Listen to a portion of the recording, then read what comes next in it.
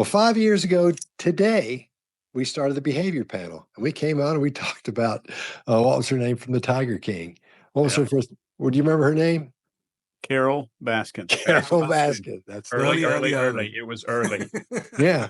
So today, what we're going to do is we put together, Sadie's put together a video of a bunch of things that show you as we go through time how much not only we've changed, but how our take on things have changed. How we've gone from really scientific hardcore to keeping that part in there, but being more talky and more normal.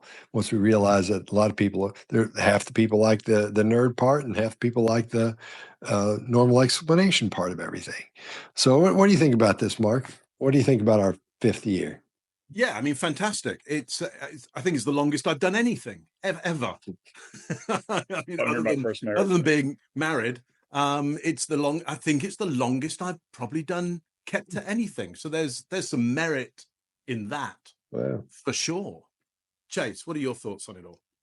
5 frickin' years to this. So just to give you a little background behind the scenes here, we meet at like 5:30. We don't start recording until like 6:15, just because we're BSing, having fun. This is the best time of my week, just hanging out with you guys. I feel like I've gotten a master's degree in all the stuff that all of you know that I don't. Like, I feel like I've filled 5,000 gaps in all of my knowledge over these 5 years, and it's great to call you all friends. Happy 5 years, guys. Greg? Nice. Yeah, same, guys. This has been a great friendship, not just a great friendship, but a great partnership around the things we do. I learned from you. We all have got mixed language and all that kind of thing. Now, and the interesting piece is people will say, well, then you've tainted each other. Now you can't possibly be unbiased, and yet we just recorded something where we 3 of us agreed and 1 didn't. So it's a beautiful thing because it's thinking, each of us thinks freely. I think it's still fresh, in my opinion, because we're not talking about things that we've done already. Every one of us is looking for the first time, and people are always surprised when I say none of us have talked about this until you see it. So it's a great opportunity. The joking, the BS, the stuff you guys don't see behind the scenes that makes this worth every Tuesday or every Monday or whenever we can make it work. And it gets sticky sometimes, but it's certainly worth it. And I appreciate your friendship and your partnership, guys. Yeah. And like Greg was saying, sometimes it doesn't matter if 1 is right and 3 are wrong. It doesn't really, that doesn't enter into That's not happened yet. Yeah. Well, before this, it never has. So this there was my Bigfoot episode. Oh, the Bigfoot. You were right and we were wrong. I will give you that. Oh, that's true too. That's true too. There was Bigfoot. But yeah, I've really enjoyed this too. I really have. I've had the best time doing this. Think of all we've learned and think of all we've done and been through, together. All the things we've done, we got Mark out of that country. Where are you, Mark? I'm still in Canada. You haven't got me out yet. You're not locked down. Next week, down like day one. Next week, Mark's going to be like 3 different countries in 2 days or something. Yeah. I did some math on this, and if you take the watch hours, so this is all the time that people all over the world have watched a show, okay? In order to view that amount of content, you'd have to go back to the Bronze Age and start viewing. That's how many watch hours. And YouTube was pretty primitive in those days. Yeah. The color's terrible. Wow, that's a long time. That's a gee whiz. Well, I really have enjoyed this. I know you guys have too. It's been the best time, and we hope that we have another 5 years, and that all of our panelists who are now. When we've got panelists who have been here since day one, and they say, "Man, I was there day one," and they've been there because I read the comments, and they say they don't, but they do. So there's that. Let's let that out. And thank all you guys for being here for 5 years or 4 years or 2 days. Thank you. Yeah. But so we've had people here from day one who are still here that we actually know now. When we see them in there, hey man, what's going on? When during the live comment, what do you call the live chat? So when you get in the live chat, that's where we're seeing everybody's in there. Rick Galinas. Oh yeah. I've had lunch with Rick a couple of times. Yeah. There's so many in there. Yeah. Aaron. Yeah. Wow, so many in there. But we really appreciate y'all being here. Thanks for doing that with us. We've had the best time doing this, and we hope that you'll keep having the best time with us. All right, fellas, let's get started and watch this. Yeah. Can't wait for y'all to see how ridiculous we look at the beginning and how cool. Oh, wait, let's talk about that. Cool. Let's talk about that. Remember when our very beginning things, we just go on forever. I've done this, and I've done that, because we thought that was we were going to do one video. Remember, we thought we'll do one video, we'll put it on our own channel, and we're all going, I've done all this, and and then for a long time we kept saying that to people like, dude, we get it, we get it. So that's why I put that stuff at the beginning now. Yeah, I had hair in the beginning, not much, but hair. Oh, that's true. Wow, I forgot. Do you guys still have Mark's entire intro memorized? Don't know whether I do anymore. Hi there. I'm Mark Bowden. I'm an expert in human behavior and body language. I train people all over the world to stand out, win trust, and gain credibility, including some of the leaders of the G7. Chase. Every time they speak. Chase was always the end of that, of course. Wow. Yeah. And not a lot has changed about my setup, but I used to be on this camera here. Look how dowdy. Different angles. That used to be the look of the behavior panel. Well, without the screen. I love the palm frond, though. Yeah. I like that. Yeah. It is. Well, the only thing constant in my background is the sword. That's the only thing that's been there the whole time. Yeah, but you didn't start there. Remember, you had that desk and you were way down like this. Well, yeah, it's like I was in my kitchen. I made half of my kitchen look like an office so I could pretend that I had an office at home. I built the space for us to do the show. If you remember, it took me about 3 weeks. I built the space because I had a little office I was working from. Yeah, man. Yeah, I was in the basement. Commitment. Yeah. I was in the basement then. So, wow. And think of all the people we've talked to and talked about. We've broken their body language down, but then we've been talked about them as well. Think about the people we've met. I was saying to somebody one day, I said, why do you believe John Ramsey? And I said, because we sat with him for 45 minutes and talked to him. Yeah. Pretty cool. Thanks to the CrimeCon proof. Yeah. Oh, yeah. Oh, well, that's going to be fun this year too, fellas. Yeah. So get yourselves to CrimeCon and you'll see this bunch of jokers. Yeah, it's going to be in where? Denver this year? Denver, yeah. Yeah. September 5th or something. I'm in the fall, yeah. Yeah, it'll be a blast. All right, well, let's watch this. Well, I'm Scott Rouse, and I'm a body language expert and analyst, and I train law enforcement in the military and interrogation and body language. And today we're going to be talking to some of the foremost body language experts and interrogators in the world. And we're going to go through the parts of the Tiger King and give our thoughts on some of the body language things we're seeing. We're not saying somebody's guilty or somebody's innocent, even though that may come, we may say that during this. We're not making a statement as of this is a guilty person or this is an innocent person. We're just talking about what we want to talk about. Hey panelists, quick intro. I want you to meet Jess, our sponsorship specialist. Hey Jess. Hi Mark. Jess, thanks for letting me do this. I just Googled your full name. Now, is your address Los Angeles? Yes. And your phone number 214-28. Where are you finding all this information? Yeah, see, that's the scary part. Your personal info, address, phone, email is out there for anyone to find. All I did was just Google search, and it's not a hack. It's data brokers, companies that collect and sell your information to marketeers, scammers, even identity thieves. And yes, it's totally legal and totally creepy. They're supposed to remove your info if you ask, but they bury that in legalese and red tape, hoping you just give up.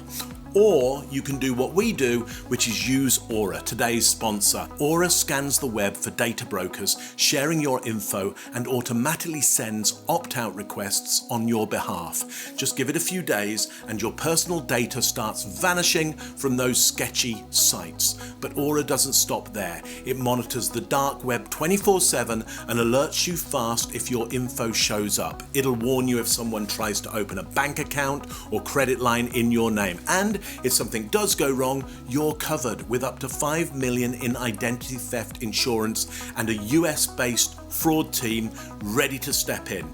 Plus, Aura includes a world-class VPN so you can browse and shop safely from anywhere. It's privacy, protection, and peace of mind all in one. So go to aura.com/TBP and get 14 days free. That's enough time for Aura to start scrubbing your personal info from the internet. Thanks again, Jess. And now back to the show. my role in this is going to be sort of the curator and narrator, the person who's throwing around the room to talk and stuff. So my part won't be a big part in talking about what I think about stuff. I'm going to be talking about some things, but not a whole lot, because somebody's got to drive, and maybe next time somebody else will. But so let's go around the room and tell who they are. Greg? Yeah, I'm Greg Hartley. I was an Army interrogator, so I got started with the whole body language and behavior thing. Today, I'm a body language behavior guy, and I work in the corporate side of things. And to Scott's point, what we're doing here is looking for a baseline and a deviation and trying to see behind the mask for these people what they're thinking. There's no magic. There's no voodoo. This is just us telling you what we see every day when dealing with people, whether they're in criminal situations or corporate America or the media, things that we have learned by watching and by paying attention. And we all come at it from different angles. So that's the best part of this little foursome here. Mark? Hi there, I'm Mark Bowden. I'm an expert in human behavior and body language. I've written 4 books on the subject. I speak all over the world on how to stand out, win trust, gain credibility when you're communicating. And I've got that book up there, Truth and Lies, which is really a book on critical thinking disguised as a book on body language. So what I want to contribute to this is not only some kind of understanding around body language, but also an understanding of how you can think just a little bit bigger, a little bit further around human behavior and body language to get closer to what the truth and lies might be. Chase, you're up. Everybody, I'm Chase Hughes. I did a 20-year career in the U.S. military, retired as a chief, and now I develop intelligence and behavioral techniques for intelligence agencies, businesses, everyday people, and those center around extreme end of influence and persuasion. And I also teach interrogation and behavior profiling, and I'm a regular trial consultant around the U.S. Excellent. All right, we're going to take just a real quick look at some video, and then we'll get started. To Costa Rica. He said to be sure and get the Costa Rica truck ready because he was leaving early in the morning for Miami. And that was the last thing that he said to me. The last thing he said to me was that he needed me to have Kenny get a truck ready because he was going early, he said, the next day to Costa Rica. And that was the last I saw of him. So I just don't know. 2 things jump off the picture there to me. Number one, you have to go way back to Desmond Morris in the beginning of all this mess we all study for the first no that you learn, right? Pushing your tongue out of your teeth and that being a distasteful subject. They're asking her about something that she's supposed to be telling the truth and she's doing that. That's a red flag for me, first off. But the other one that's more telling is the engagement she has in the 2 different pieces. When she's in soliloquy, she's back and regurgitating data. When she's trying to convince, she's engaged. Pay attention to her throughout all of her videos, even in the crack thing we were talking about earlier. Okay, great. Those are 2 that jump off the table to me immediately. So what are you seeing, Chase? So I saw, after she said, I never threatened my husband, right at the very beginning, we see something immediately after that called lip compression. We squeeze the lips together. And in all of my trainings, I teach very simple principles. And I teach lip compression is almost always withheld opinions. And I just give it that 2-word example. And we'll see some body language experts that might say that's deceptive. I disagree. It may be deceptive when it's mixed with something else. But if I was there in that conversation, I would ask, like, there's something being withheld here. I need to ask more questions. So it doesn't reveal very much, but we are seeing that there's something being withheld for sure from my end. And I think the upright movement of her eyes in both videos as she's saying early. But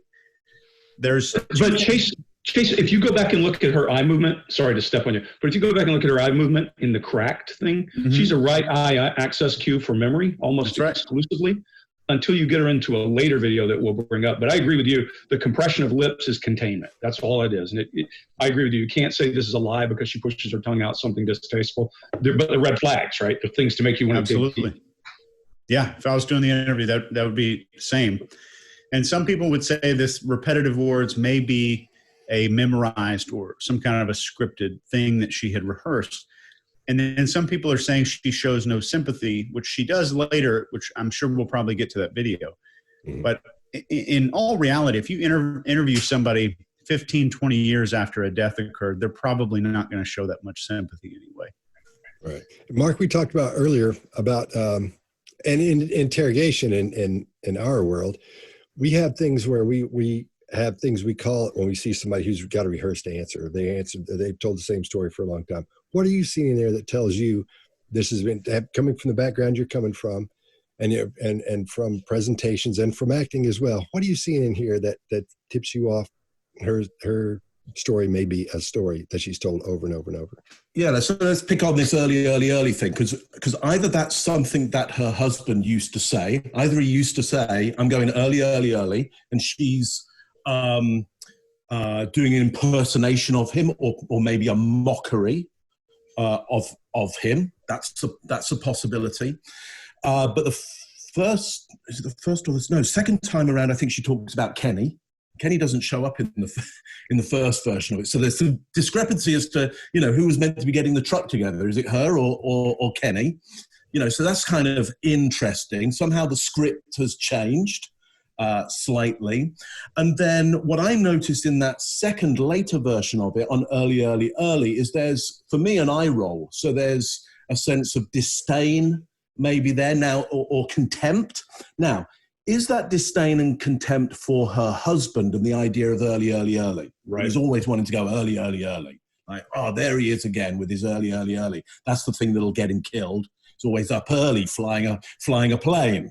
Or is it contempt and disdain for her own story that she's created? It's like, man, I'm doing this script again. I should have got a better script together. I have to say this early thing every time now, because that's what I did on the original news interview. Now, I don't know the answer to that, but it brings up interesting questions around what's really going on here. Is it impersonation? Is it a mockery? Is it disdain for the husband? Is it disdain for the story that she may have created? Which one is it? Now, I don't know. You're squishing around over there, Greg. What do you got? Yeah, no, I'm with you. I think all of these are red flags. And if you were in our interrogation world, we would say time for micro interview, time to focus on that. The thing I said earlier, Chase, if we could control the questioning, we would have a much better outcome, because there are a lot of trail offs in this thing. There are many places. The fact she changed her story there in terms of who was there. The other one that's interesting to me that doesn't come up anytime in this video is she called and reported him missing like 48 hours after he disappeared, although he was gone to somewhere to Costa Rica. Mm-hmm. Well, how the hell did somebody miss that? Right. Why didn't you go and say, why are you calling and reporting him missing? Isn't he in Costa Rica? That to me is a missing point that no one's digging into in the story, and we don't get the chance to control that conversation. Not even the local sheriff has discussed that point. And I will say something about what Mark said about the story facts changing, where she's kind of adding to it later. In my world of interrogation, in some instances, if I ask you to recall a truthful event multiple times, we will add data to it, and it will be truthful. So, I mean, I would still obviously ask more questions, but I would absolutely set off a red flag for me that I need to pay attention to this. Well, and the one thing I would caveat everything we're talking about, we're seeing the video they chose to give us. We don't know what else she said in the video. You can see it's been edited. There are a couple of other later times you'll see her body language shift dramatically in two different denials. And you just want to hear those last few things she said, but they cut it off. Yeah. So I'd love to get raw footage. Chase, let's talk about the propaganda thing you brought up when we were texting back and forth. About what I pulled out my old journal where I wrote it down by hand before I developed it. But this was a program we developed for the Psychological Operations Command to change and crystallize public opinion. And Netflix followed this with this series. It's a 6-step program, and they followed it step by step to form a narrative that will make us start to view this woman a certain way. And it's short and sweet. So step 1, create a small window of doubt or uncertainty. That's it. Step 2, develop doubt through targeted questions. So we're making the viewer ask questions throughout the show. If I'm a writer, I'm leaving cliffhangers, which would make somebody ask a question. Number 3, introduce questions that enhance confirmation bias. Step 3. Step 4, display information that confirms the bias on occasion. So that way the person, no matter how much information you expose them to, they'll remember the confirmation bias. Step 5, reward the subject for having come to the conclusion or figured it out. Make them get a little boost of dopamine for feeling really smart and sleuthy. And number 6, expose the subject to a negative event in order to solidify the bias at the end. Wow. I think based on that, Chase, we could probably fold up this interview right now. That doesn't mean she didn't do it just because they biased her. Could I find that? I think, you know. Could I find that here? That might be in there. There's another one that's I would highly recommend. As well. You might want But to I mean, check out this that's a brilliant that's a brilliant walkthrough. Essentially, you know, how you make that entertainment that changes public opinion and engages people. You know, that entertainment. Now, you know, as Greg said, it doesn't mean somebody didn't do something, but we are looking at something which is in the form of entertainment here, which is why we're all good. The world's engaged in this. Yeah, right now. 100%. Because it's great entertainment. Because it throws up those questions that there's doubt. And there's questions and there's confirmation and bias. And and here we all are. Well, and I have a friend who is from South Georgia who said people are amazed by this because they've never lived in South Georgia. They would think it was normal. Well, I have to say that we started watching this show, and by about episode 2, I was like, I can't watch this anymore because I've been to the States and this goes on. Like, this is just the circus that happens. You know, we always say that guy. In that group, they're more feet than teeth. Right. Yeah, the moment you're surprised that an ex-magician keeps big cats, it's like, of course they do. Good Lord. They're a magician. Of course they have big cats. Of course they do. So, Greg, to keep us on topic. So, Greg, you talked about, we were texting back and forth earlier when we first got on here, like, here's something's bugging me is the bridging she's using at the end of that second. Yeah. So Navarro and Schaefer, you know, if you know Joe Navarro and Jack Schaefer, they came up with a thing they called verbal bridging. I call it hiding time. And Chase, you would call it hiding time probably in your world, where they use words like and then after that. So, and she uses that several times. Nothing that's a smoking gun. But as I recall, there are a couple of places she says, so that was the last time I saw anything of him. No, she said, and that was the last I saw anything of him after the early. So I don't know what happened. The last thing he said to me was that he needed me to have Kenny get a truck ready because he was going early, he said, the next day to Costa Rica. And that was the last I saw of him. So I just don't know. So does that tell us she did something? No, but it shows us an opportunity to hide some information that you might actually go back after. And if we were controlling in an interview or an interrogation, we would actually not allow that to pass. We would go into micro interview and say, let's talk about the and then. Let's talk about the so and figure out what happened in those few minutes. And who else saw you? And how did that guy who showed up in the next iteration play a role in that discussion? So leaving any stone unturned, right?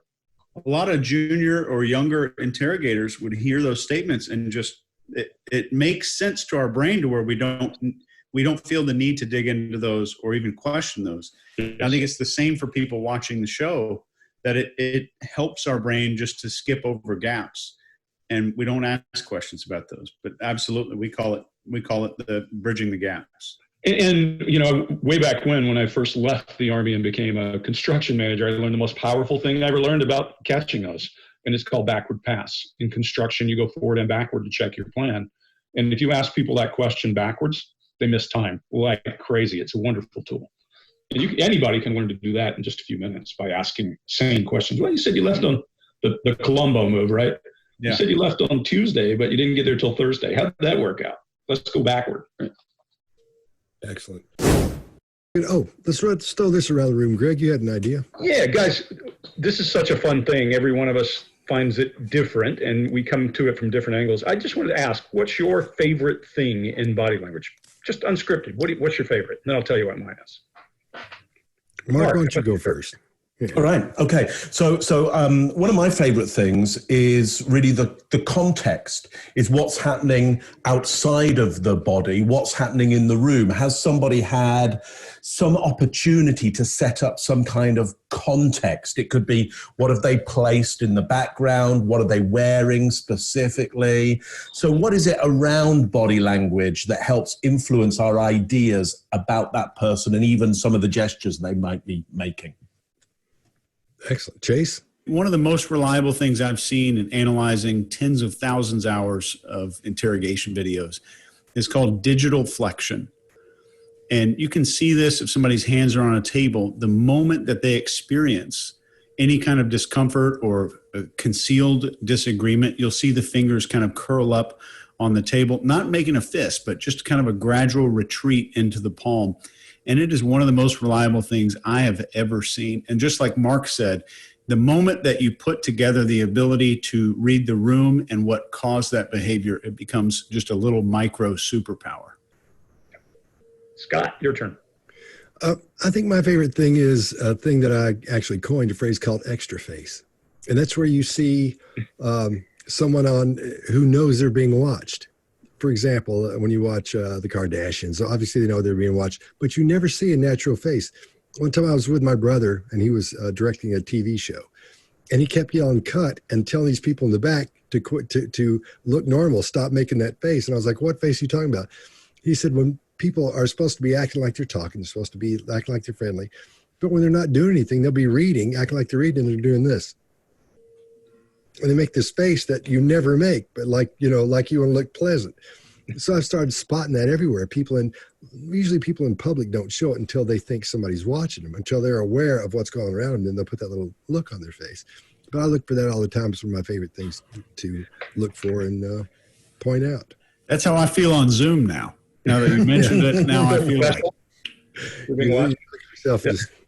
For me, mine's similar to all of yours. It's a simple thing, and it's amusement. That amusement is the simplest of things. When a person's so focused on what they're thinking, it's so internal, their face softens, a little slightly smiling corners of their mouth, their face is all soft through here. Their brow can be doing something else entirely. So it's all contextual, to your point. I mean, a person can use it to be calm, friendly, and polite and kind with a very simple smile, or they can be treacherous and horrible looking because they're amused at what they're going to do to you, or surprised. So it's really interesting that you have to play that one piece of body language can tie into so many others that you have to tie it back to what they're seeing. And to your point, Chase, that digital flexion, you have to look at everything else or you'll misread it. It's a great illustrator of there are no absolutes.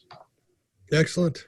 Excellent. This is my favorite one. Am I right in thinking you threw a birthday party for Epstein's girlfriend, Ghislaine Maxwell, at Sandringham? No, it was a shooting weekend. A shooting weekend? Just a straightforward shooting weekend. But during these times that he was a guest at Windsor Castle at Sandringham, the shooting weekend, we now know that he was and had been procuring young girls for sex trafficking. We now know that. At the time, there was no indication to me or anybody else that was what he was doing.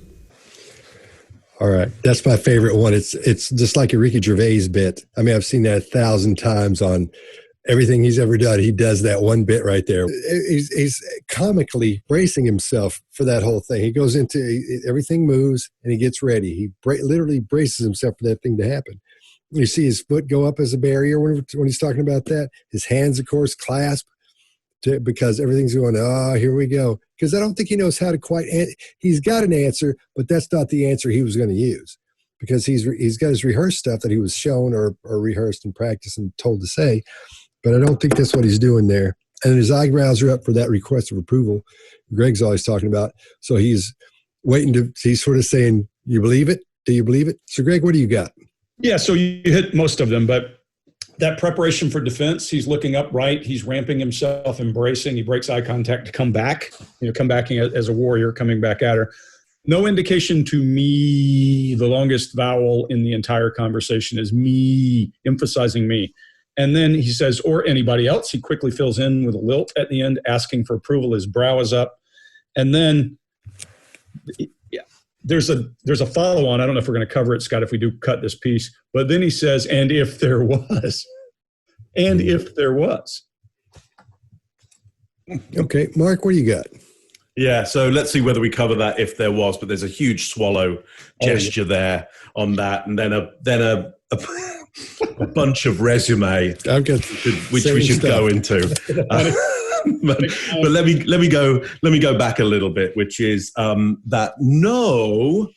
So it was just a shooting weekend, a straightforward shooting weekend, and that no that comes before it is what we call condescension, because it is literally with a dissent. Condescent, it's with a dissent, and this idea of going from high to low and showing I'm high status and you're low status. It's there again to get compliance from the interviewer. Luckily she's well, not luckily, she's done a lot of work on being too good for him. So she's not complying with it at this point. I'll hold back on some other ideas because I think hopefully we'll have some follow-ons. Chase, what do you got? Right here we have a large inhale right into the chest. There's a postural shift. There's digital flexion, which just means the fingers are squeezing in towards the hands. And we have a temporary gaze aversion, which is when we're making eye contact with somebody, they ask me a question and I do this right before I answer, which are all deceptive markers. But those things need to kind of combine together like Legos for us to say that's probably deception. But they came together pretty damn well in this one. Yep. And one other fact, if you're looking at somebody breathing, if you watch a human sleeping, their belly will go up and down, not their chest. Relaxed people, and he's been on camera all the time. We shouldn't explain away the nervousness from the cameras. Relaxed people breathe into their abdomen, and stressed people breathe into their chest. And it's pretty easy to see in any conversation. We see this big breath into the chest. Later in the conversation, when he gets more comfortable, it goes right into the abdomen. Excellent. Good. Yeah, one last thing. As we're watching him throughout this entire thing, Chase, I love the fact you pick up on that chest rising. As you're watching this thing, anytime his back is turned or anytime he's in an oblique, watch his respiration increasing because it gets pretty damn fast moving over the next few minutes. Yeah, because we're going to talk about his pulse rate here in a few minutes, Chase. But at one point, I think I'm clocking it right. I know it hits 90 around the seventh question right there. I could be wrong about that because I kept looking and looking. But man, he's burning through some of that heart rate wise. I think exactly at 13 minutes, he is 103. This is my favorite part. It's the worst acting. It's worse than almost as bad as that girl we had in the last video. Look at it? Yeah, I'll bring it to you. One second. No, I don't have them because he still has them. He looks like a fourth grader in the play and he's playing a cowboy and he walks up like he's walking up going, well, my name is Cowboy Bob, because he starts marching like that. Then he stops, this fake stop. But the thing that was the coolest thing in here, the most awesome thing he did, Dr. Phil, was say, you can come back. Okay, well, you can come back. Okay, sorry. Yeah. I thought he brought them back, but he didn't. In his own place, in his parents' home. You took the leading role in his parents' house. Okay, well, you can come back. Okay, sorry. Yeah. I thought he brought them back, but he didn't. You're telling him what he can do in his parents' house, up over his father at that point. Man, I just can't get past that. That was a great move. That was a great move. Okay, well, you can come back. Okay, sorry. Yeah. I thought he brought them back, but he didn't. There was a point at the end of that where he gave me all of that answer, and I responded with just a look. And that's the point in the interview. He knew, and I knew this was over. Yeah. Everything after that was window dressing. He knew I knew. I knew, he knew I knew. And he knew I knew, he knew I knew at that point. Let me ask, when you were seeing John, would you, I take it he would pick you up in his car, you go in her, your car, things of that nature, when you guys would go out? Well, yeah, I mean... Do you remember what he drove? Well, I know at one time he drove either a 240 or 260Z. Any other cars that stand out in your mind?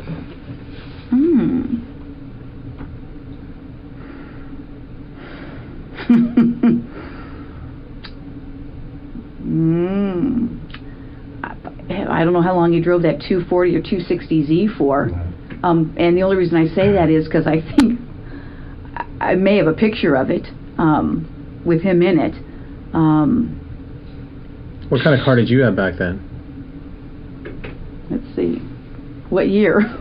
Or are you like one of those young cops that like, oh, I got a paycheck and bought a new car? Oh, no. I've only had like a few cars in my whole life. So what'd you have when you came on the job? Okay, well, my first car was a 68 Chevelle. I didn't know that, though, is what I'm thinking. Yeah, the only thing I think she's doing here is they're giving her the chance to blow off a little steam because there's nothing pertinent. She's like, why are you asking this? Look at her face. Why are you asking that? She knows where they're headed, but she can't figure out this is a transition move, I don't think. Okay. And you guys may see something else, but to me, this looks, I'll just go ahead and do my piece then. She goes to romancer. She locks eyes from the Liar's Loop, from the true crime workshop we did. Her blink rate goes up. And then they make a supposition, and she's kind of shocked by it. She does a goofy face. And then she starts all that lip movement stuff. And when people are thinking, we move our mouths, some of us more demonstrably than others. I think all they're doing is transitioning into, did you ever lose a car? Did you ever lose a firearm? But she can't see it. And I think she's got confusion and she's doing whatever that craziness is. That's all I see. This is the first time we've seen this lip thing. I think if I'm a police interrogator and I'm being interrogated, I'm trying to figure out what's coming next. I think she's starting to fry a circuit right here, figuring out what the hell are they talking about? What's next? And then she goes back to, she was going to hit that anchor. Well, I remember his car. I got a picture of him in the car. She tries the anchor again, anchor and redirect. They don't let her have it. Now she's got to answer the question. She just jumps tracks and answers whatever she wants to. That's what I see. Mark, what do you got? Yeah, I mean, it's hard for me to watch anything because there's a moment in there which is one of the most bizarre facial expressions, movements I've ever seen in my life on this show, outside of Jim Carrey doing the Grinch that stole Christmas. So she's doing that thing. That is Jim Carrey doing the Grinch who stole Christmas. It's the same thing. If you were, I would love to put that in the show, but we get held in copyright prison for too long on that. So just go and search that out and make up a meme and stick it out there for us. It is rather like, it's like Jim Carrey doing Andy Kaufman doing Tony Clifton as well. It's the same. She's doing what she's doing is she's trying to entertain, I think, at this point, the interrogators by going, I know what I'll do. I'll do my impersonation of Jim Carrey doing Andy Kaufman doing Tony Clifton. That's what she does. I don't know what else is going on in this clip because I couldn't pay attention to it. I could only focus on that. Chase, is there anything else going on in this clip at all? I think that's good. Right at the mention of cars, there's instant confusion. But just at the mention, before the question came out, there was confusion. And this, I think, is a potential red flag in that she was nervous in where it could potentially go. And do you remember what he drove? She's not sure what to do. So there we see this postural retreat, lip compression, lip retraction, chin boss. We see a fear facial expression. And I think there's some duping delight in here when she's communicating uncertainty. And it's a duping delight with fear. So maybe it's not duper's delight. Maybe that she's trying to smile. She has fear going on. But it is an incredible thing to witness both at the same time. So this is just a desire to please the interrogators, to appear helpful, confused, cooperative. And this might be a red flag, except that she's one of them. And she should not be really doing these things. She should not really be feeling these emotions, especially if she's innocent. She's unable to remain professional or serious, which is a humongous red flag here. She's too concerned with building rapport and appearing to be happy and helpful, and just kind of going on this narrative of confusion and clock brain. Greg? Oh, sorry. The other Scott. Greg. The other Greg. Okay. All right, we're seeing a combination again of expressions here. We're seeing this blending of expressions. She comes on with that surprise and then a lip compression, but then at the same time we're seeing, I think that mouth move, you guys, I think it's an adapter. I know I'm always saying adapters, but it's like facial denting. You know, when somebody does this, but she's going to do it in a few minutes, just pushing on it. I think that's part of what it is, and she's trying to get back in with him, like you were saying, Chase. She's trying to get back in. Hey, it's us. You know, we'll see you do that in a couple minutes as well. There's so much going on right here, and I think you're right, Greg. I think they're transitioning. I couldn't figure out. I don't know the story, so I don't know if the car played an important part in it or not. But you're right. It's that transition from one thing to the other, getting ready to get into the find out about the stolen gun. Surprise is the most dominant expression here that we're seeing, because it goes back to what you were saying, Greg. She can't figure out what's going on. She's surprised. What is this? What's happening? Why this question? Or why going down this path? And the dominant lip, it seems to be the bottom lip on this. That is really, you're right, Mark. That is really odd. And he did that in Fire Marshal Bill as well. He would do that a lot. And that's just, the whole thing is odd. The whole thing is just weird. And the facial flushing starts coming back at this point. She's not mad here, but I think she's frustrated because she's almost embarrassed that she doesn't know what's going on, because you're right, Greg. They're going 90 miles an hour down this one road, and all of a sudden, no stopping, just like that tic-tac that the UFO guy's talking about, just boom, and goes that way really, really quick, and she's not ready for it. She can't figure it out. Then she scoots back in her chair a little bit. So that, again, confirms that she's not sure. She's not okay with what's happening. She's distancing herself from him because she doesn't get it. She doesn't see what's happening. I didn't get that transition as well, because I didn't know the backstory. But when he says, do you remember what you drove? And that's what, at the beginning there, that's when that starts that combination of expressions again, because she's so deep in that protective personality, and then comes this thing out of left field she's not ready for. I think she's discombobulated at this point. So that's what I got. Scott, you are still glitching a little bit at my end, though it might not make any difference your end. Here too.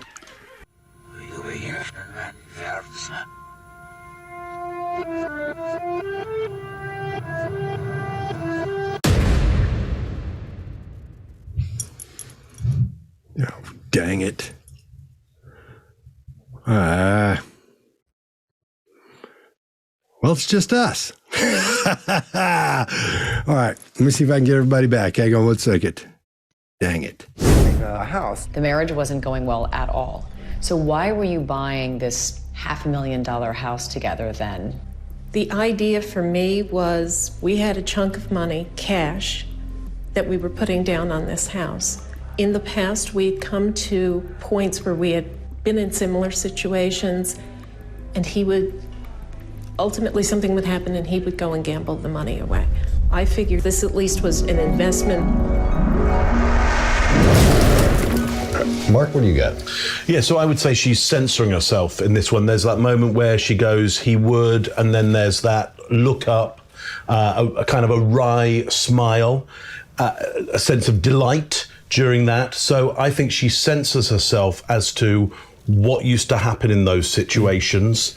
And if I were their questioner, I'd go, because she talks about, ultimately in the end, I'd be saying, well, hang on, what would happen before ultimately what would happen in that moment? So wry smile, I don't think it's dupe as delight. I just think it's kind of wry. There's a sense of pleasure to it. Yeah.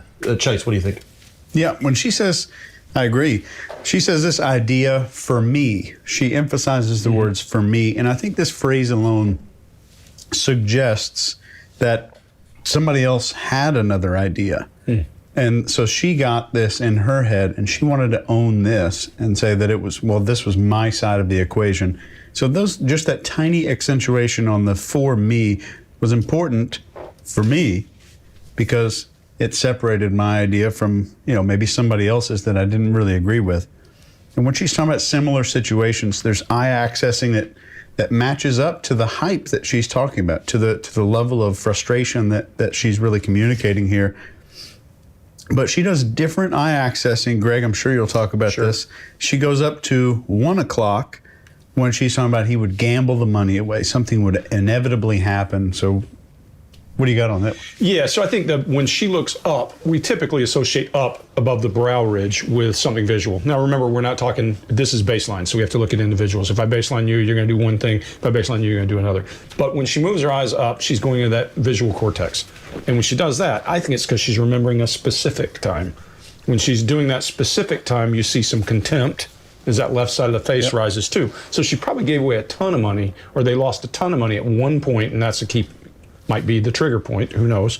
We also see that she does a lip compression when she said similar. She does a lip compression there because she's holding something back, and she's doing a request for approval. She raises her brow when she's talking about that one time. The other one, I agree with you guys, when she's looking down into her right, when she's talking about the idea for me, that's emotion.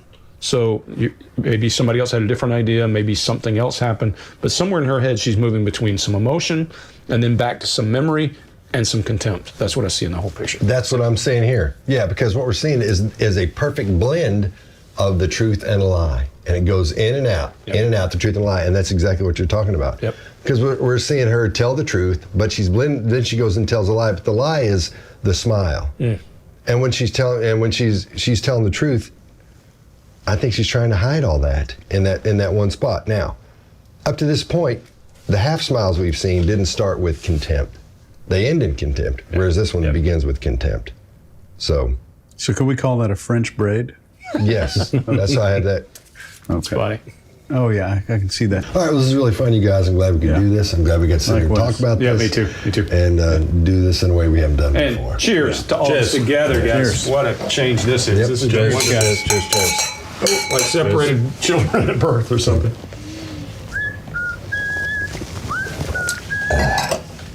Let's get some food. Great.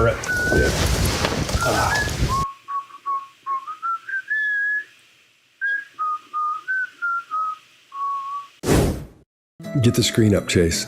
We got 499999 here. Yeah, sorry, All right, here we go. Busted, but we said we go would. for it. So what's happening here is we're about to hit 500,000 subscribers, 500,000 subscribers. And we talked earlier and said, as soon as it goes over, when it starts to happen, let's stop whatever we're doing and go in and wait on it. I can see the next mean comment. These guys are so self-absorbed, all they do is sit and look at their numbers. There! Somebody heard us. Oh, man. That was fun. Holy smokes, that was close. Yeah, I agree. There can be a lot of detachment from reality, and but I think there it is. There it is. There you go. All right. Congrats, boys. Excellent. Thanks. Excellent. You testified under oath that, quote, the entirety of your divorce settlement was donated to charity, end quote, didn't you? That's correct. I pledged the entirety. No. Ms. Heard, my questions. Your counsel will have time to redirect you after. You testified under oath, quote, the entirety of your divorce settlement was donated to charity, end quote. That is correct. I pledged the entirety.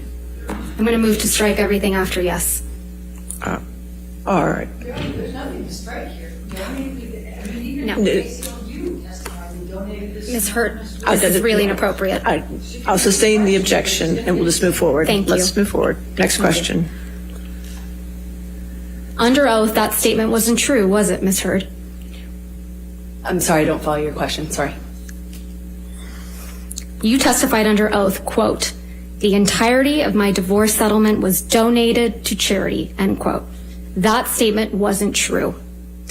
It is true. I pledged the entirety to charity. The statement... When you say you buy a house, you don't pay for the entire house at one time. You pay it over time. Ms. Heard. All right, next question, please. Thank you. That statement isn't true today, as you sit here today, is it? It is true. I pledged the entirety. But you didn't donate it. Unfortunately, You didn't donate it. It's a yes or no. I haven't been able to to fulfill those. So that's a no, right, Ms. Heard?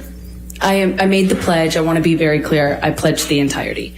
I haven't been able to fulfill those pledges because I've been sued. You had all of the $7 million for 13 months before Mr. Depp sued you, and you chose not to pay it to the charities you pledged it to. Is that correct, Ms. I Heard? disagree with your characterization of that. All right, Greg, what do you got? I'll try to keep this one as tight as I can. She starts off with a real hard contempt face looking at the attorney. She conditions the question. Here we go again. Instead of saying she donated, she said, I pledged. Then she goes to eye blocking.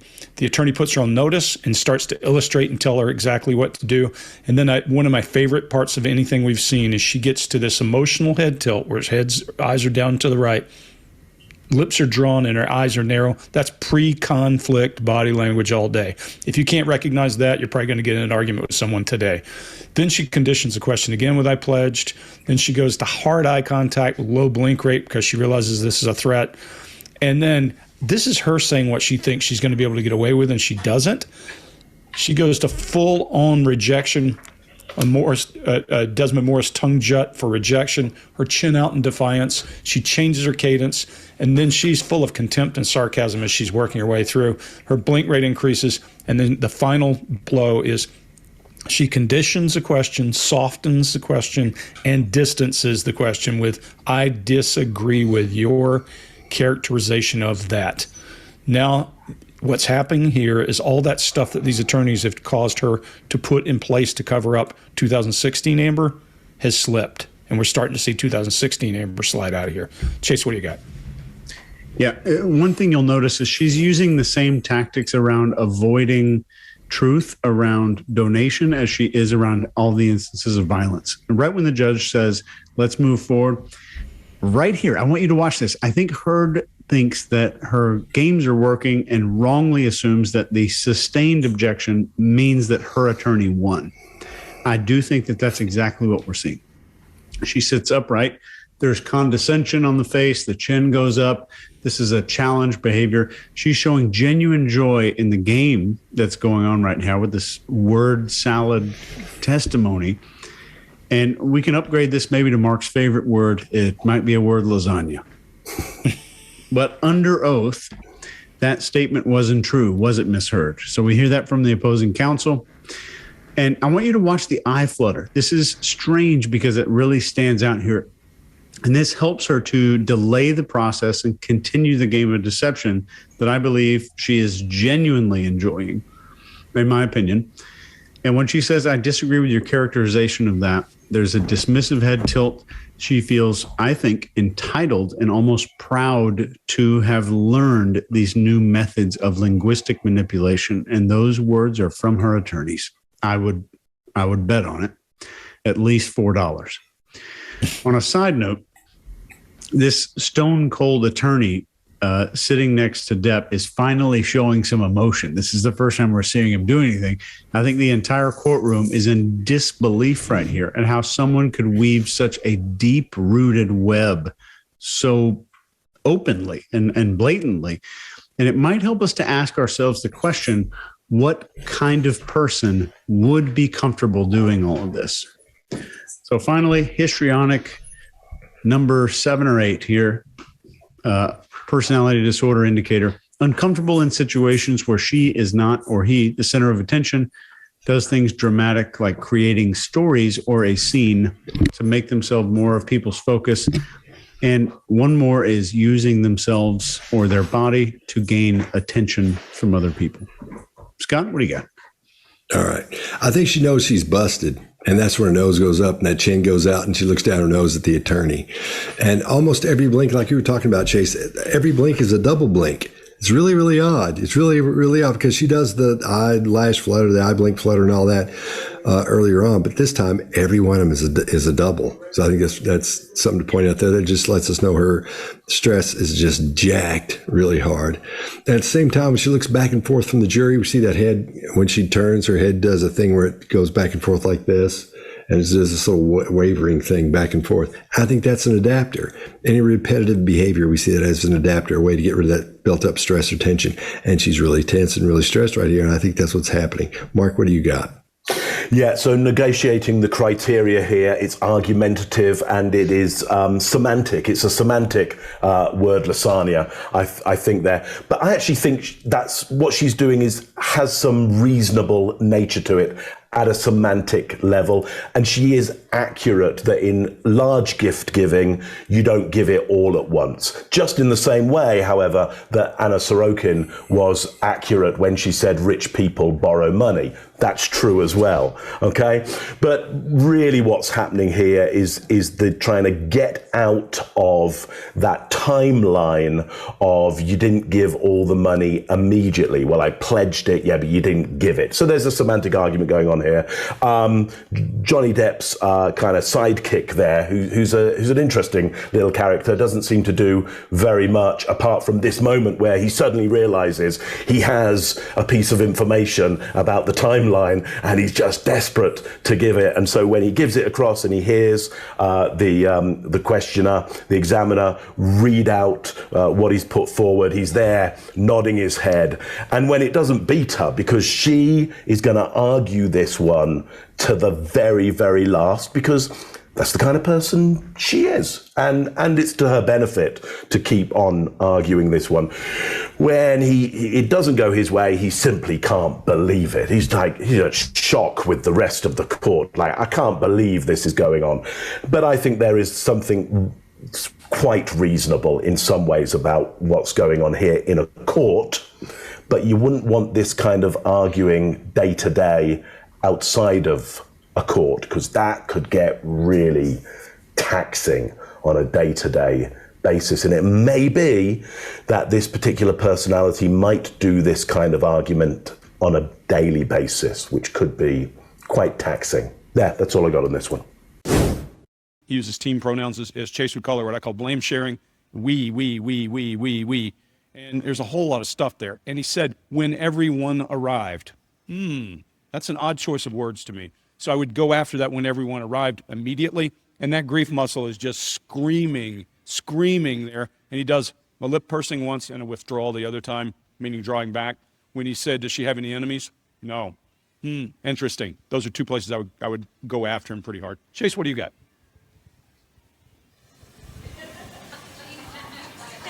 Dude, your mic is muted. Edit that out, please. Okay, there you go. I'll take care of it. Nobody's going to see it. Makes me look stupid. I know.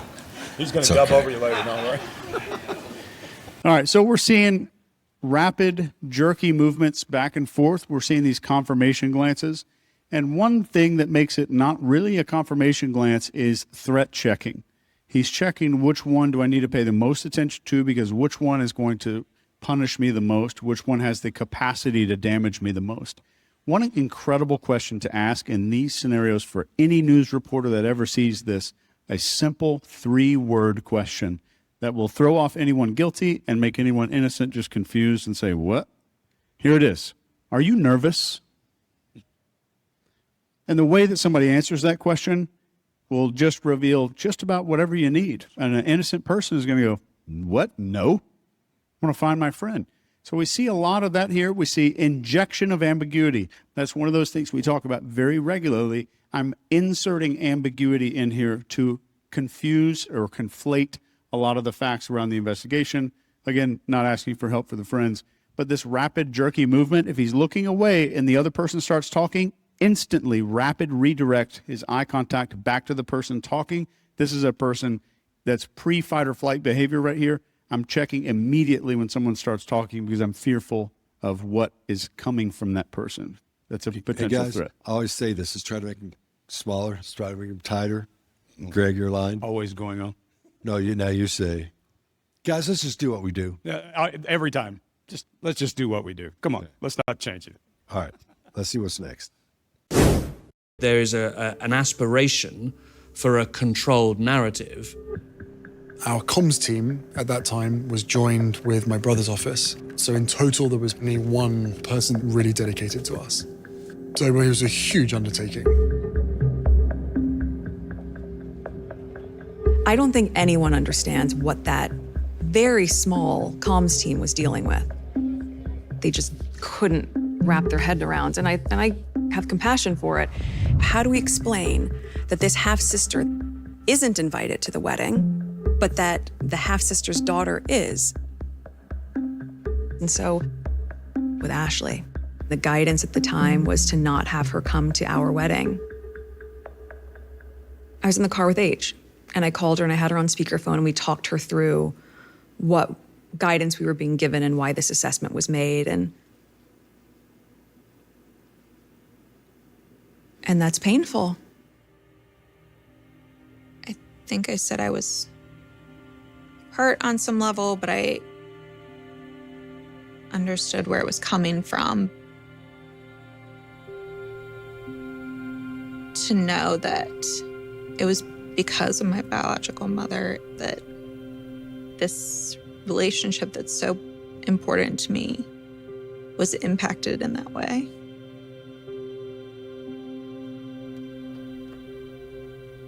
To feel like because of her it was taken away has been hard.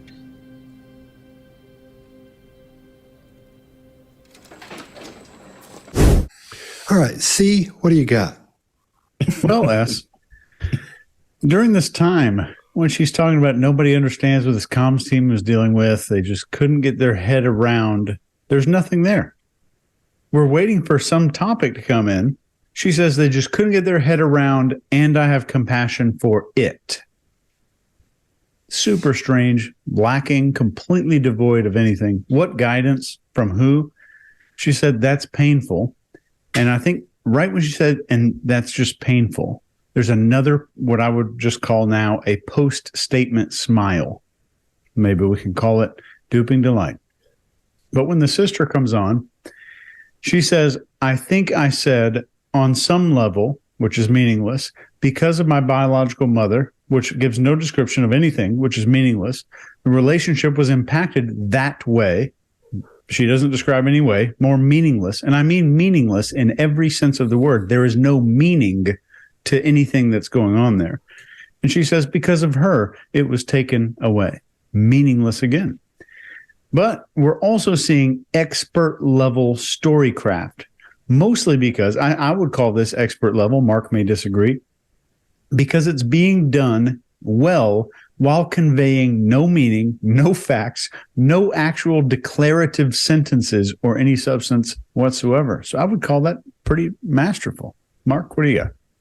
Yeah, at this point in this documentary, I start to think the producers must know the irony that they're layering in here, and they're just having a laugh at the subject. I've got to think this must be true, because at the start of this, the person being interviewed says there is an aspiration for a controlled narrative. It's like, who are you talking about? Because it sounds like you're talking about Meghan and Harry, are you? Or are you talking about the royal or both? I mean, it's both. It's definitely both. So as the documentary makers, I gotta wonder if they were sitting there going, oh, it'd be really funny if we put that in there. Because look, both things are going on here at the same time, aren't they? I really hope that that irony wasn't in there by accident.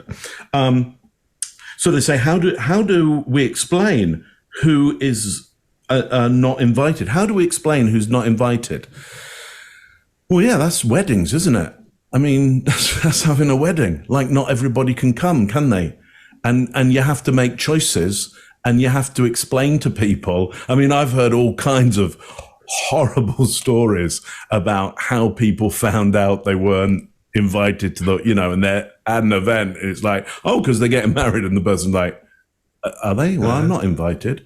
I mean, it's all, everybody's got their stories. Chase, I'm sure you maybe have some stories yourself. I mean, this week. Yeah.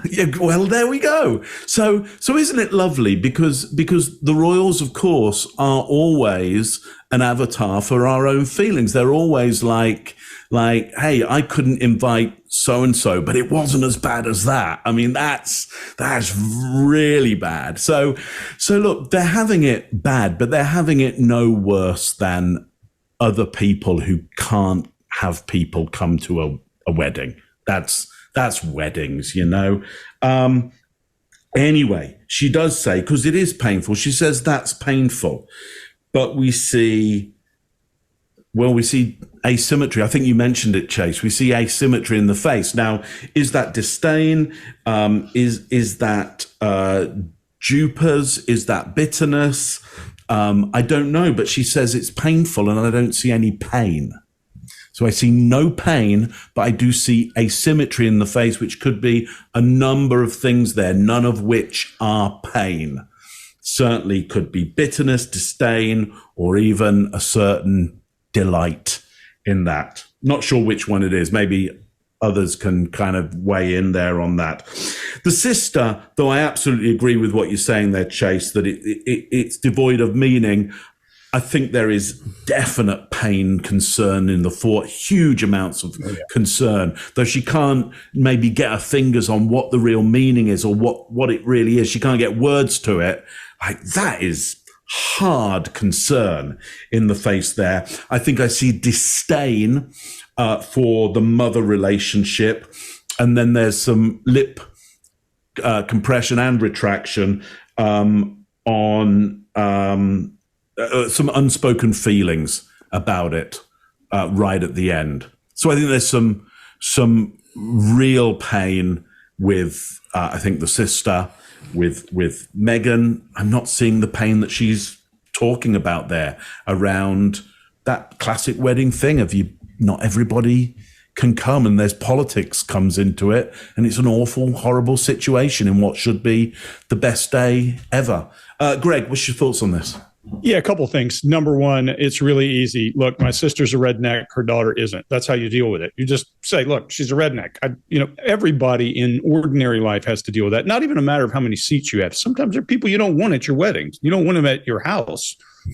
Everybody's related to somebody they don't want near their good china, for example. Whatever it is, whatever your thing is, whether it's silver or it's dollars or it's something else you don't want people around, or it's just relationships. And you just say, hell no, they're not coming. And here's why. That's easy enough. I get when you're a royal, you don't get to say those words, but you can explain that away a little bit more graciously using your communications team. Chase, you want to know that this guy had the same experience we had in the military? You know how I know he doesn't? He talks in feelings and uncertainties. Do you remember the first time you told a senior chief, or in your case, what do you guys call him? A senior chief, right? You said, well, I think it's kind of like this. How did that go over? Yeah, that's not... We speak in specifics. We say, I'm going to do this. I will do that. By this time, I'll have completed this. Have you done this? Yes or no? He doesn't. He talks in those loose, open-ended sentences and feelings a hell of a lot. Now, is that something that's happened to him recently? Maybe. But if he went through 10 years in the military and got away with talking that way, it's very different than our experience. His blink rate, I think, here is frustration with having a single person to cover both of those guys. You can see his blink rate go up through the roof. And I think it's feelings again for him. I think he feels like he was shorted somehow. But I love, Mark, you were talking about her saying it was painful, and her eyes went down and to her left as she said it was painful, into internal voice when she does that asymmetry. So I don't associate that with pain in any way. If she had pain and feelings about it, they're gone. She's reconciled it and said, it's gone. When she starts to talk about the call, she starts off by doing some barriering and adapting. And then when she starts to explain it, she does the kind of face of almost like Angela Simpson in Oops, If He Wasn't, that kind of reconciliation in her voice, and it's just there and moves on. For me, watching her do this is just awkward, to say the least. But watching the sister, the niece, is painful. Watching that niece, you can see her eyes are down and right. She has concern in her brow. You can hear the fry in her voice and her instinctively moving her eyes up and to her left to break away from any chance there'll be tears, and then doing some barriering and adapting. Just tough to watch. Whatever caused it, look, everybody goes through this. That's all part of being human. These are people who say they don't want attention, and we're getting to know everything about all of their life. Scott, what do you got? Is she a half cousin then? Because it's her mother's half sister's niece. So it's her sister's. It's her half-sister's daughter. It's her niece. or her half. Okay, I thought it was her mother's half sister's daughter. No, half sister's daughter. Okay, okay, so she's the niece.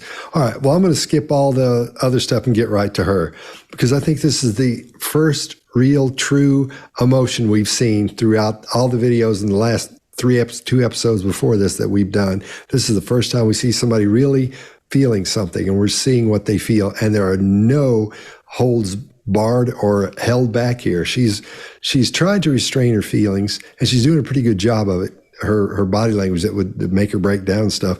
But I think it's a great example of someone who's actually sad and they're hurt. And we juxtapose her body language of sadness against Megan's supposed body language and behavior of sadness. Well, that's two completely different stories there.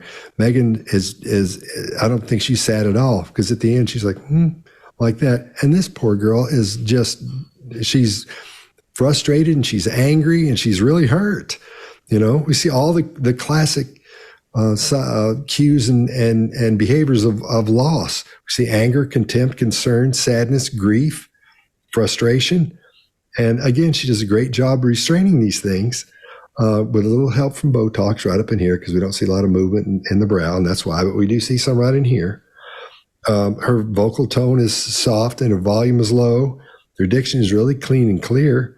Her cadence is slow. Her arms and shoulders pull in. She got her hands down here, and she's adapting with her hands and doing the pacifying gestures or cues that we see. And we call that or Joe Navarro nailed that as pacification, a self-pacification, when you do any repetitive gesture.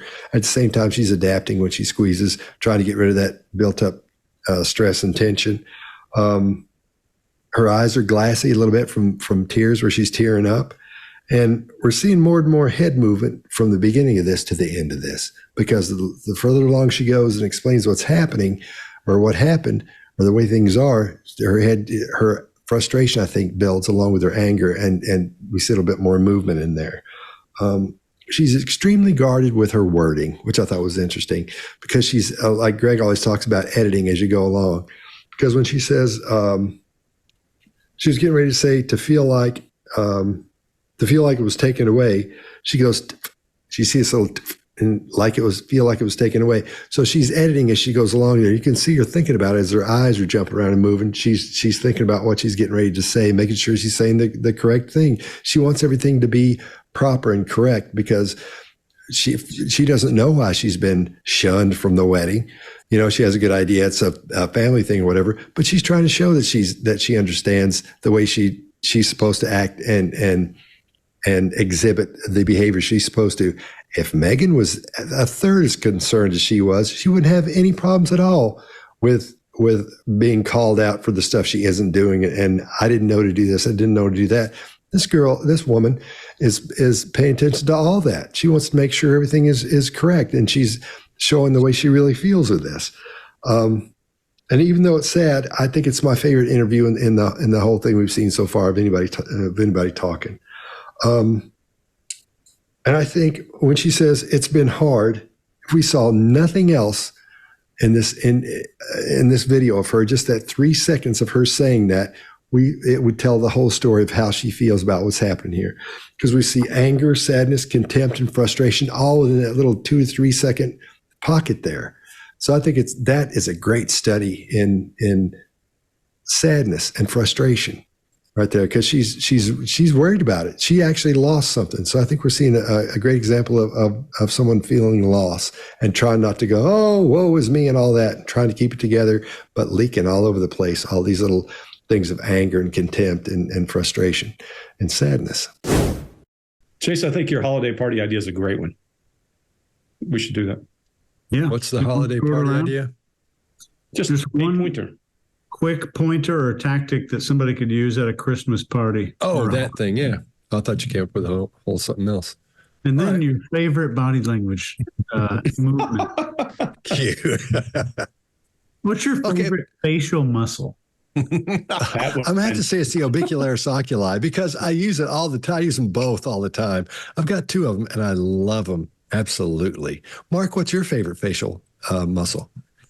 What's my... Yeah, whatever the muscle is that moves the eye left, I don't know what that muscle is, but whatever it is, that is my favorite muscle. I think that's called the eye muscle, Mark. Yeah, probably. That's the my ocular favorite. technical term. There you go. That's a technical term. Fiona, do you think if somebody did send someone 41,000 emails, 350 I think that's voice messages, excessive, obviously, yeah. would that mean someone's stalking someone? Well, yes and no. I mean, it could be it could be your wife. It could be you're maybe sending emails every day about the kids or something like that. I don't know. 41,000 is a lot. That's how many a day? My maths isn't working this time of night. But it's a lot. It's a lot. Yeah. That doesn't necessarily mean they're stalking somebody. They could be great friends. They could have been friends for 50 years or something. Was he ever your friend, Richard Gadd? No. Staff asked me that as well. No, I don't think so. But you had a lot of banter with him. Yeah, but banter's one thing. Scottish banter down here is quite kind of welcome. It's not really fun city, is it? It's not jokey city. Were you ever in love with him? Yes. Is that a serious question? Yeah. No. It's not a question of, by his own admission, he has said that he led you on at times. And he clearly I gave him the brush off. He asked me to sleep with him with a big green spot in his face one day. I said, no, I'm sorry, I'm not interested. He asked you to do what? He asked me to sleep with him. He said, would I like my curtains fixed? And I laughed. And he said, that's a euphemism. Do you want me to come home with you? And I said, I've got a boyfriend. I gave him the brush off big time, I think. Subtly so, but the bottom line is, I think this is behind him. No, I don't fancy him. I don't fancy little boys without jobs.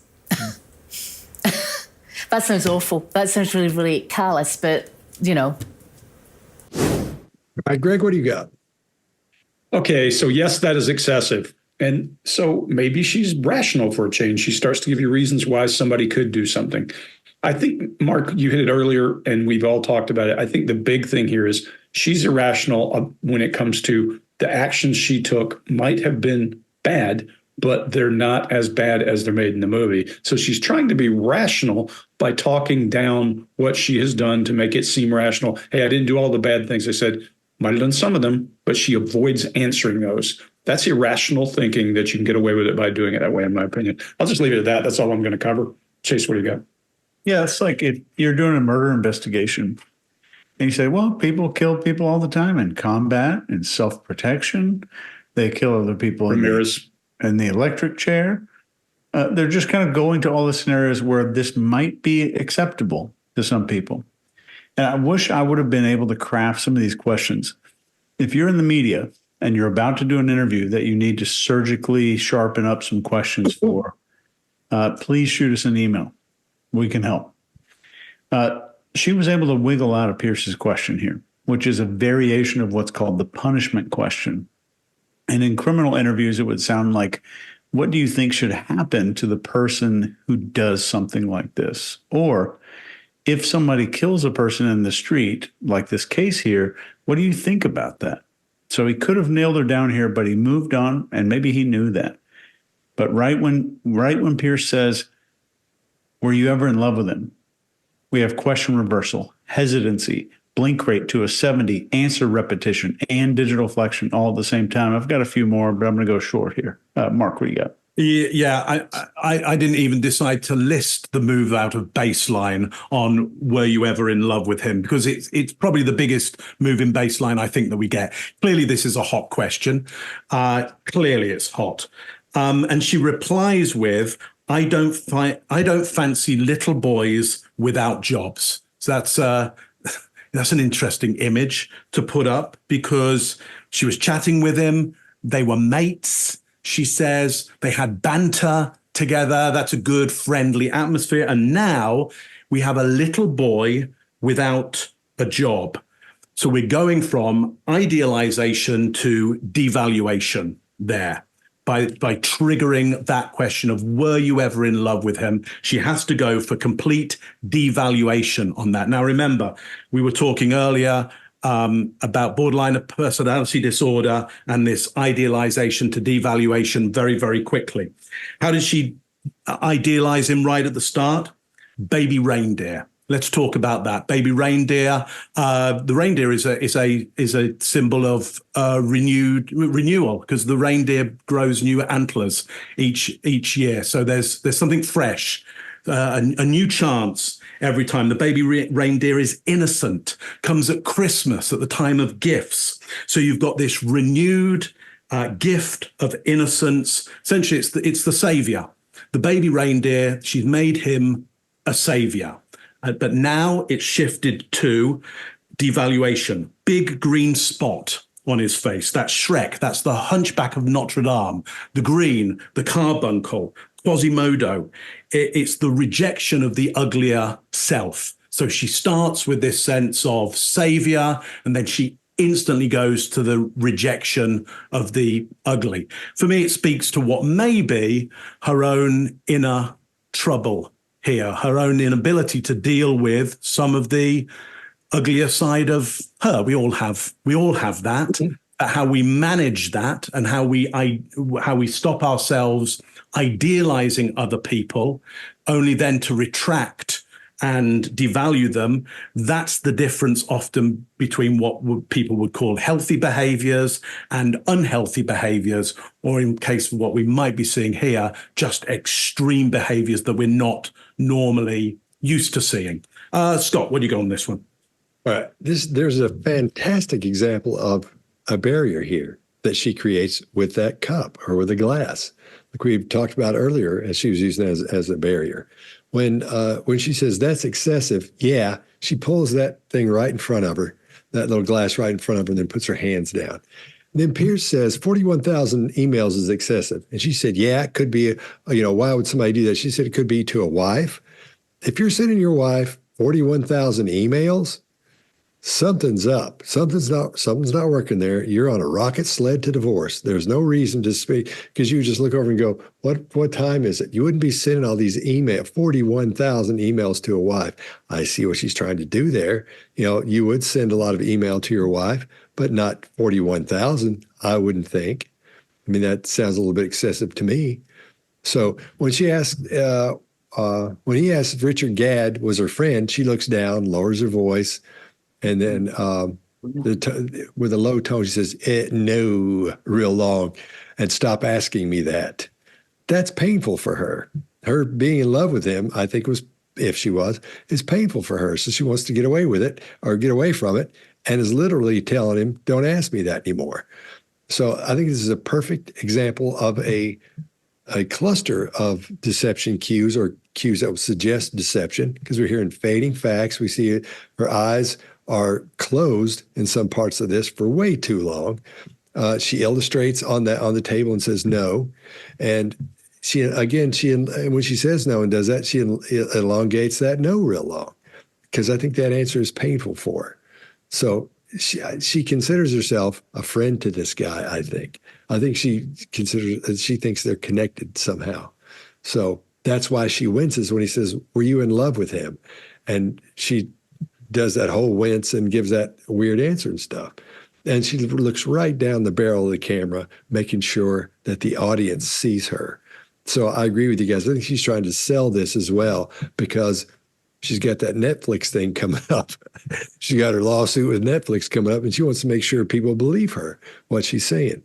So that's why and if you look through these clips, you'll notice she looks at the camera quite often, which is a little bit, that's a no-no for the person being interviewed.